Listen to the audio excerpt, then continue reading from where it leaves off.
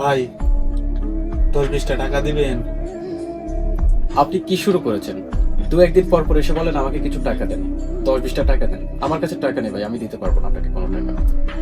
ভাই রাগ করবেন না, কি করব বলেন। এই সাপ্লাই কোম্পানিতে ভাইসা ফাইসে গেছি। দালালে কইছিল অরিজিনাল কোম্পানি, ভালো একটা কাজ দেব। ভাই আসার পরে দেখি এটা একটা সাপ্লাই কোম্পানি। 3 মাস কাজ করছি ভাই, এখন একটা টাকা বেতন পাই নাই। দেশ থেকে কিছু টাকা নিয়েছিলাম, ওই টাকা দিয়ে কিছুদিন চলছি।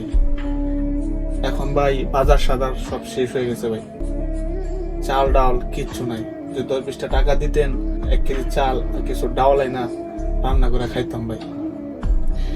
দেখেন, আপনি এরকম অনেকবার বলেছেন, আমার থেকে অনেকবার টাকা নিয়েছেন। এ ধরনের কাহিনী ভালো লাগে না। আমি আপনাকে কোনো টাকা দিতে পারবো না, দুঃখিত। আমার কাছে টাকা নেই। ঠিক আছে ভাই, কিছু মনে করবেন না, বারবার আপনার কাছ থেকে টাকা চাইতেছি।